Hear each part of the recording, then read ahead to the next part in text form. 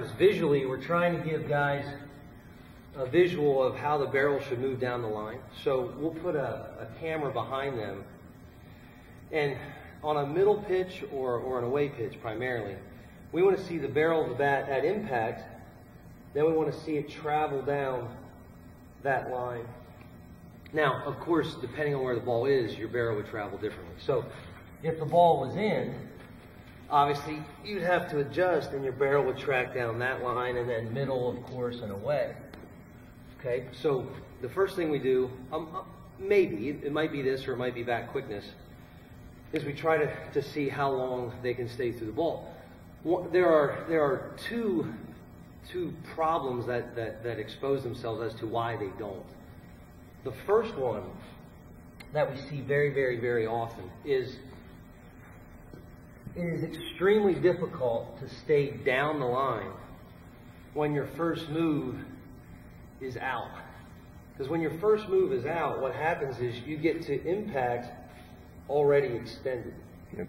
So if a player is trying to hit the ball in an already extended position, the only thing left to do is leave the zone. There is no more down the line opportunity. So what we have to do is we do it with our wave masters. We do it with tee work, where we have to convince them, we have to rep with them the idea of making impact with that top hand in that L position. And once they get to that L position, regardless of in or middle or away, once they believe in that L position, then they should have the ability to stay down the line. Right. Okay, and staying down the line is so important because, you know, the ultimate goal is to try to create backspin. You know, to hit a ball slightly below the midline and then create backspin. And when you're quickly leaving the zone, your barrel starts to roll over the top. Yep. And it might not even be a rollover. It might be a line drive in batting practice, but it's a topspin line drive. You know, and anytime you watch BP, you see those guys hitting topspin, you're like, I can get them out. It's the backspin guys that are like, oh, geez. Yep. Okay, so the first thing we want to make sure of is that their impact position is a position that allows them to stay down the line. The other thing, which all high-level hitters do, and yet never goes said, at least not from my perspective. You know, all the video that I watch, regardless of the kid's 18, 28, when a player stays over the pitch, when he drives the ball here and he stays down the line, what happens is, because his posture is such, because he's over the plate and he's moving that barrel down the line, this front foot will slowly start to roll. He'll stay over the plate and many times. I mean, more than 80% of the time. That high level through the ball swing, rolled front foot, will take him over the plate with his back foot. Yep. And yet, when a player, when a coach focuses on being balanced, they basically, if they're not willing to take a swing and stay over the plate, they many times pull themselves off the zone. And yet, so many people think, stay balanced, stay balanced, stay balanced. What you're basically doing is asking them to exit the zone quickly. And I believe the root of the problem is watching high-level players take batting practice. Like if I watch a big league team take BP, you know, they're hitting a 60-mile-an-hour pitch and they're taking 8 to 10 to 12 swings. Well, you don't need your max effort on 8 to 10 to 12 swings. You know, it's like doing a bench press 12 times. I mean, that's not my max effort. So I can take 10 or 12 swings off of 60 miles an hour and look very, very casual. You know, and that's the swing that many coaches are trying to model.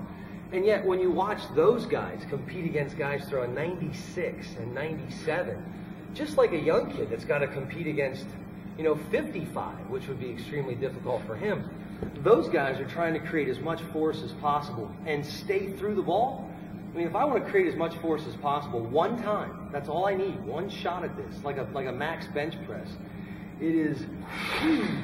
And almost all times. I mean, how many times have I watched MLB Network and slowed it down? I mean, it's over 80% of the time. And yet, we ask our kids, hey, stay balanced. Well, if you ask them to stay balanced, they'll probably create about 70, 75% effort. You know, so the idea of staying through the ball on plane The idea is, yeah, we want them to do that to maintain backspin, but there's an intent, there's a force production that's important too. Okay?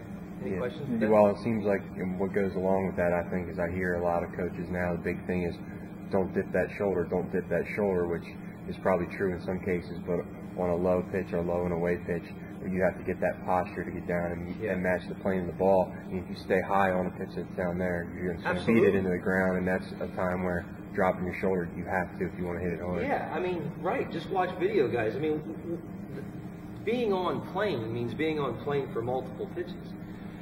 So being on plane, being on path, you're exactly right. The posture dictates that also. So if I want to be on plane with a middle high pitch, my posture is a little bit more vertical than if I have to be on plane with a low away pitch, where obviously I'm going to maintain this tilt. And now as I stay through that ball, I'd be hard pressed not to stay over the plate. And you know, trying to contend with a good slider, a good breaking ball away, really, you know, how am I going to drive that ball that way if I can't stay over the plate, if I have to stand up? So, you know, that's one of the biggest things that we fight is teaching, convincing kids and coaches that staying over the plate, staying through the ball, you know, allowing yourself that long extension after the fact is absolutely critical to being an effective hitter.